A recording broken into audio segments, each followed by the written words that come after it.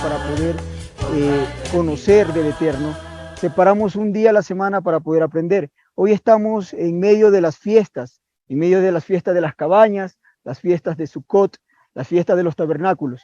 El tiempo también que ya hemos hablado y explicado que nos ayuda a nosotros a comprender que el reino está cerca y que habitemos en cabañas para acordarnos y siempre recordar nuestra aflicción cuando estuvimos en el exilio. Hoy estamos en el exilio y nos habla también del estreno del reino, lo que viene a ser Yeshua y a dejar sobre nosotros este entendimiento. Yo quiero compartirles, mis hermanos, el día de hoy un estudio que espero que nos pueda ayudar. Va a ser realmente corto porque lo que se tiene que decir no es extenso, es algo conciso, pero necesito que logremos comprender esta idea porque nos va a ayudar a madurar, nos va a ayudar a nosotros a que cambiemos el pensamiento religioso con el que hemos crecido, con el cual hemos sido, podríamos decir, moldeados toda nuestra vida desde niños, aquellos que fueron a la iglesia desde muy pequeños y nos moldearon una forma de ver al Eterno, Él y su relación con el pueblo.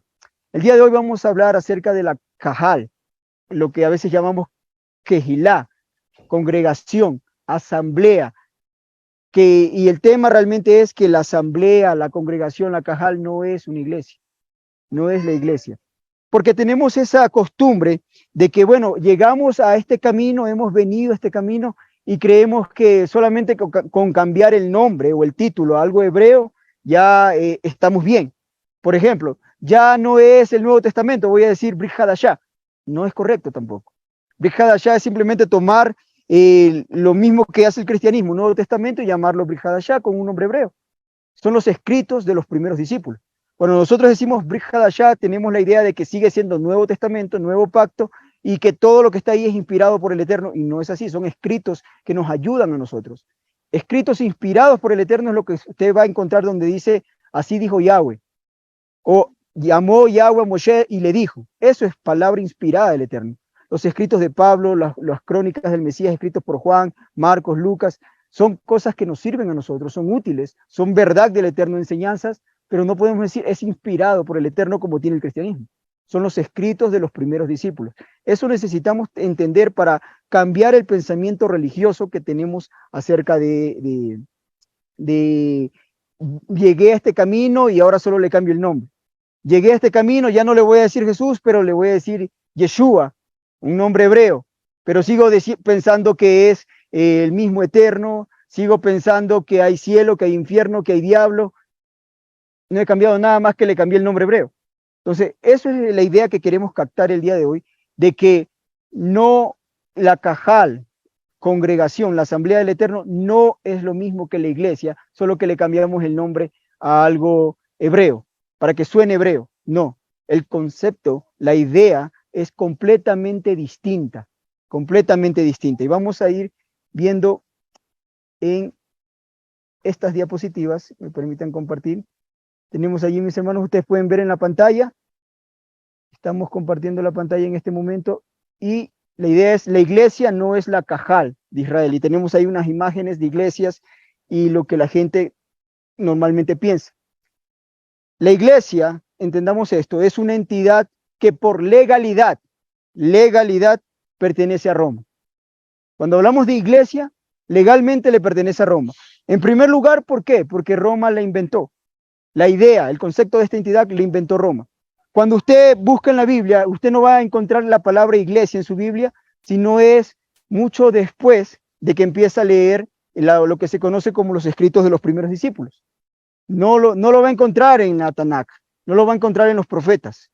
No habla acerca de eso. Son cosas que tenemos que ir comprendiendo, porque si no, nos perdemos.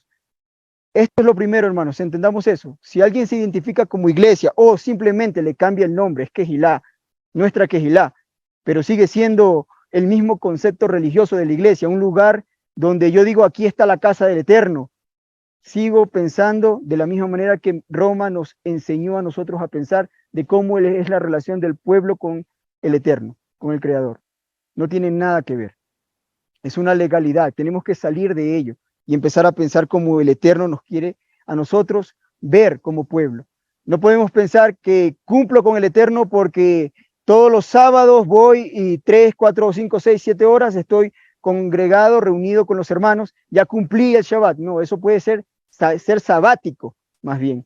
Pero ¿estamos realmente guardando el Shabbat con el entendimiento que el Eterno nos está dando como pueblo? Si eso es real, o lo estamos haciendo a la misma manera que pensábamos que era en la iglesia, donde el día domingo voy, soy santo esos 2, 3 horas cuando estoy allí, escucho la predicación, amén, aplaudo, bailo, y luego me regreso a mi casa y como si nada, ¿no? Pero cumplí, mi conciencia está tranquila. ¿Será que estamos manejándonos de esa manera? Vamos a ver qué podemos entender. Esta parte que les compartí de que la iglesia es una entidad legal que pertenece a Roma, es una realidad que nosotros nos vamos a dar cuenta que Roma, el Vaticano y todo lo que tiene que ver con la influencia romana dentro de los escritos hebreos, piensan en primer lugar que Yeshua es el mismo eterno, ¿no? Realmente ahí tenemos a un Jesús crucificado, a Jesucristo, y ese es su Dios, esa es su entidad. En eso se cumple la profecía a la cual Pablo hace alusión en el libro de Daniel, y él dice, aquel que se sienta en el templo de Dios, Elohim, haciéndose pasar por Dios, ese es el Mesías Jesucristo, pero no es el Mesías Yeshua, para que vamos comprendiendo esa parte. Porque a veces pensamos que es lo mismo simplemente que le cambiamos el nombre a algo hebreo, y no, no tiene que ser así, en ninguna manera. Quiero que vean este verso conmigo, que estamos analizando en este momento. Hechos capítulo 7, verso 38. Hechos, el Nuevo Testamento, ¿no? Que le llaman allí. Dice el verso 38, este es aquel Moisés, este es el testimonio de Esteban, dice, este es aquel Moisés que estuvo con la congregación en el desierto, dice la Reina Valera, con la congregación en el desierto, con el ángel que le hablaba en el monte Sinaí. Hubo un ángel que le dio las palabras de la Torá, para ir entendiendo también eso, porque la gente dice, bueno, me habló el Eterno. Sí, es el Eterno, pero es por medio de un ángel. No es que el Eterno literalmente él vino y habló.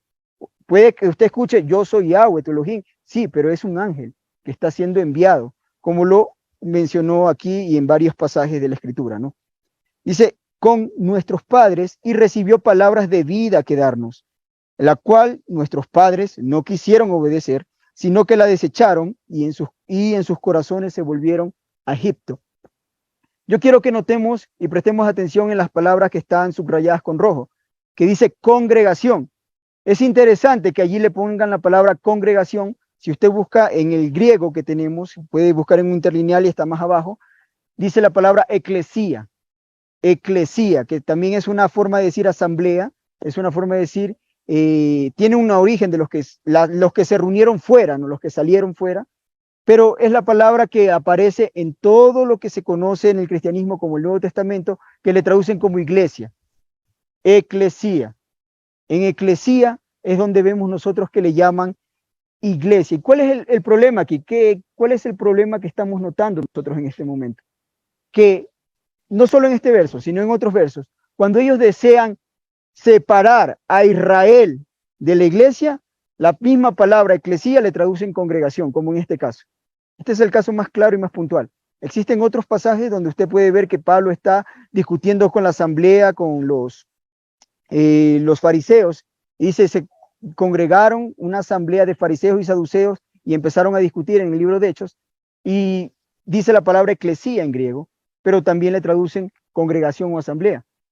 Pero así como en este caso, cuando habla de Israel, nos damos cuenta nosotros que no le traduce la palabra iglesia, que sería lo más justo, pero no, le traduce la palabra congregación. ¿Para qué? Para en la mente del lector separar la idea de iglesia como una entidad apartada del pueblo del Eterno, porque cuando habla de las 12 tribus dice congregación. Pero cuando el contexto no es claro con referente a las 12 tribus, sino que solo dice, Yeshua les dice, tú te encargarás sobre esta piedra, Pedro, edificaré mi iglesia, dice ahí, mi cajal, mi congregación. Pero no le traducen cajal, no le traducen asamblea, no le traducen congregación, le traducen iglesia. Algo que ya desde ese momento empezó a ser una palabra inventada, completamente inventada, que no existía antes, porque cuando usted pregunta a cualquier persona allá afuera y le dice iglesia, descríbame lo que es iglesia, le va a dar un concepto. Descríbame lo que es congregación, le va a dar otro concepto, completamente diferente. Una asamblea es otro concepto. No le va a dar el mismo, porque él ya tiene en la mente, como nosotros de niños, ya tenemos en la mente que la palabra iglesia tiene una connotación cristiana, religiosa, bíblica, completamente diferente a lo que el Eterno trata de enseñar con su pueblo y mostrar a su pueblo.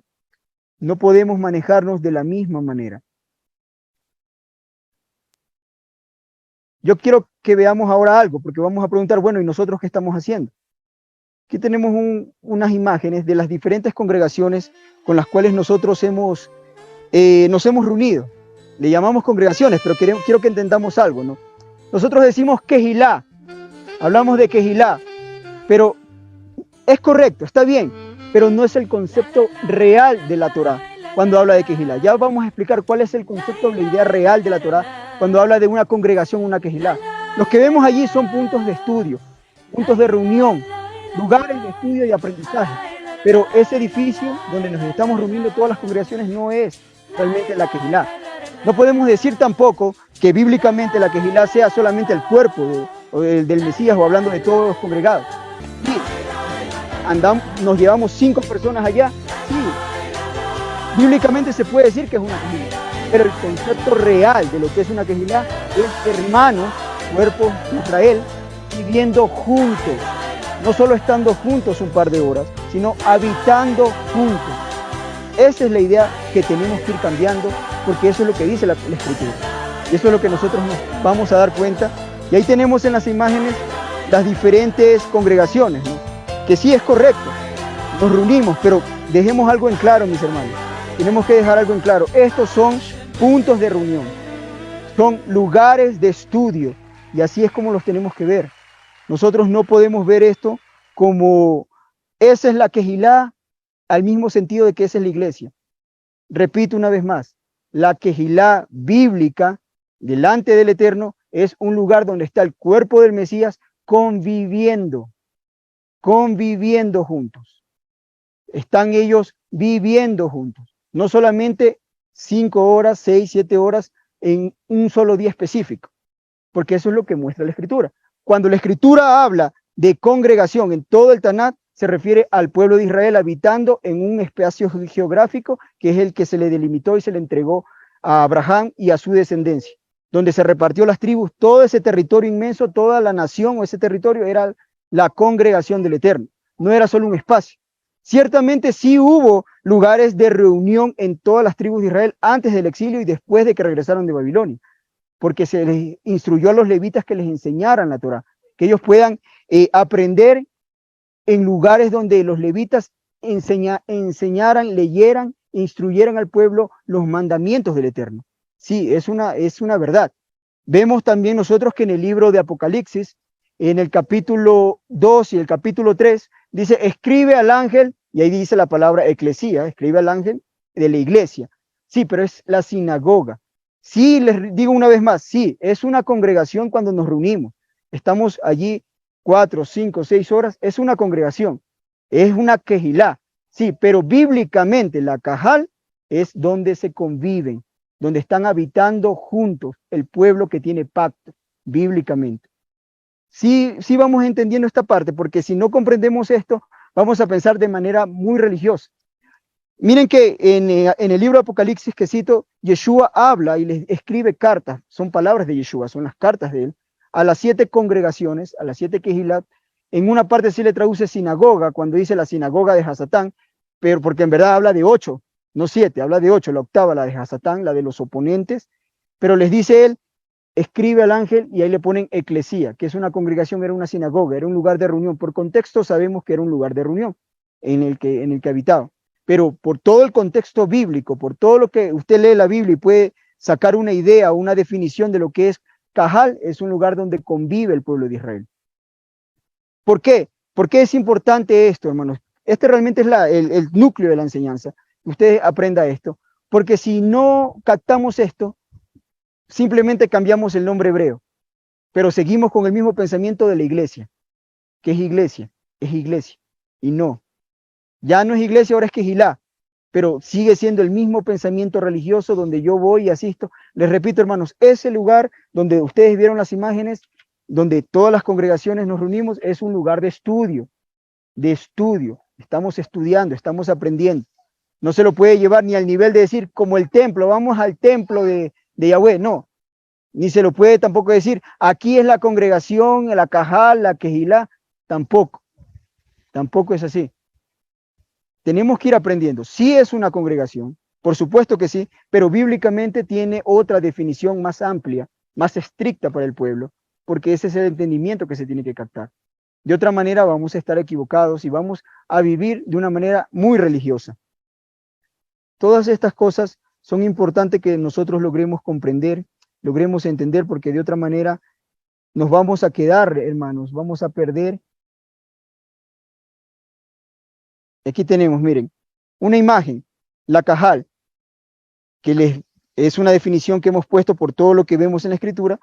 Correctamente es el pueblo de Israel compacto que convive juntos. Eso es lo que usted puede ver que es una Cajal.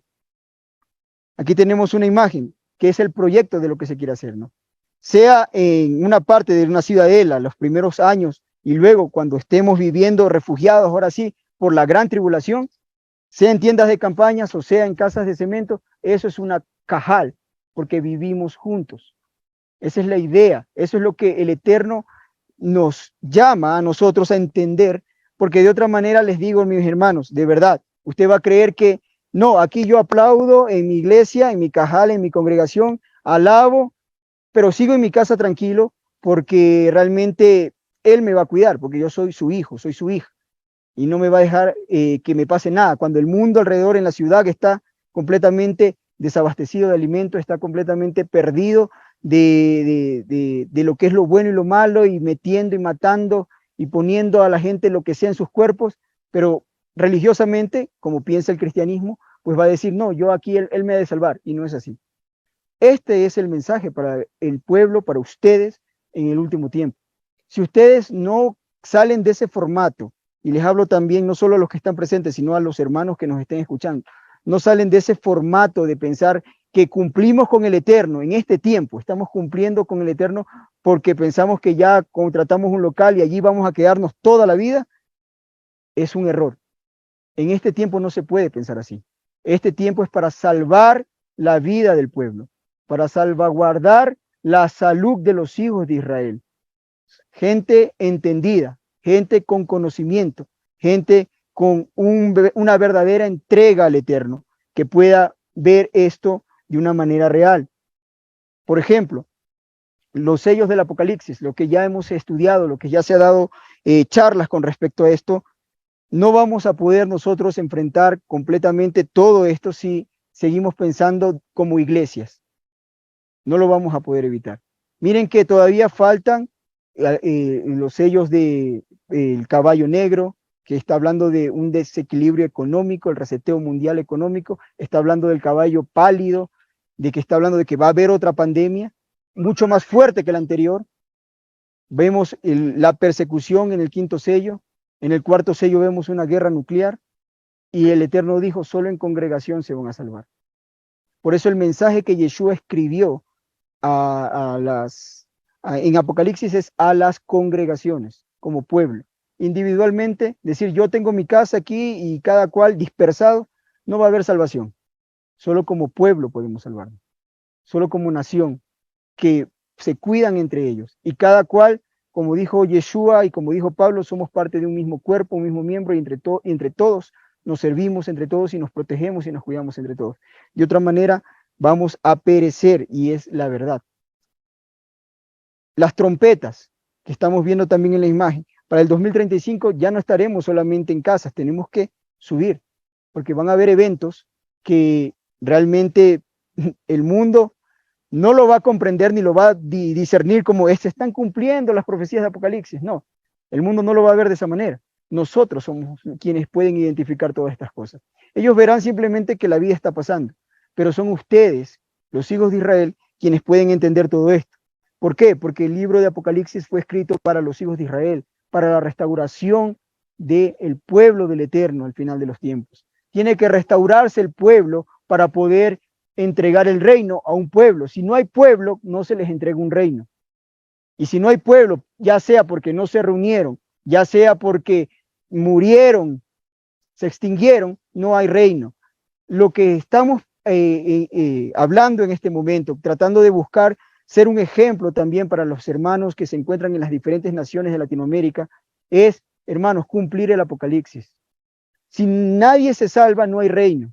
Proteger al pueblo, esa es la función, ese es el llamado. Si nosotros no somos capaces de entender esto y todavía seguimos pensando que como iglesia vamos a orar, tomémonos todos de las manos y detendremos el Apocalipsis y no nos va a pasar nada, Él nos va a guardar, estamos en un completo error. El Eterno nos dio conocimiento, somos la generación que más conocimiento ha tenido. Aquí, todos los que están aquí reunidos son la generación que más conocimiento ha tenido.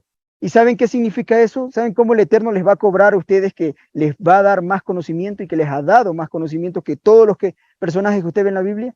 Es de que cuando vengan estos eventos, Él ya no va a dar maná. No va a hacer llover maná. Eso es para los que no tenían entendimiento. Para ustedes les dice, ya les anuncié con mucho tiempo, les di los recursos, ustedes tendrán que guardar comida. Ustedes tienen que prepararse y tener agua. No va a haber agua de la roca. Va a haber agua que ustedes mismos trabajaron y prepararon. Ese es el precio que se paga por el conocimiento, pero el Eterno da todo para poder salvarse. No va a desamparar a su pueblo, pero el pueblo que es obediente. Apocalipsis empieza diciendo, bienaventurado el que lee, oye y guarda las palabras escritas en este libro. No solamente el que leyó y escuchó, Shema, hablando de guardar, poner por obra, el que guarda las palabras escritas en este libro. Y guardarlas es eso, acción, no solamente decir amén, no, es poner por obra, acción. Y tenemos que movernos. Aquí no estamos hablando ni predicando de que hermanos pórtense bien, hermanos hagan lo bueno ante la sociedad, respeten a sus autoridades y tratando de lavarles el cerebro. No, estamos hablando las cosas como son, los eventos que van a venir y preparémonos como pueblo, preparémonos como gente sabia y entendida, con inteligencia, no con fanatismo, no con religiosidad, no con santurronería, sino como el Eterno nos ha mandado a nosotros como pueblo. Así, gente sencilla, gente natural, gente que realmente no está buscando las cosas de este mundo, sino buscando servir al Eterno. Ellos son los que van a salvarse. Ellos son los que van a llegar al final y son ustedes los que van a ver el reino. Estamos a las puertas de ver el reino y de manifestarse. Y tenemos que estar unidos y entendidos en este tiempo. Ese es el punto, hermanos, de esta predicación muy corta, pero quiero que entiendan que la congregación, la Cajal, no es la iglesia. No pensemos como iglesia, pensemos como pueblo del Eterno, ¿no?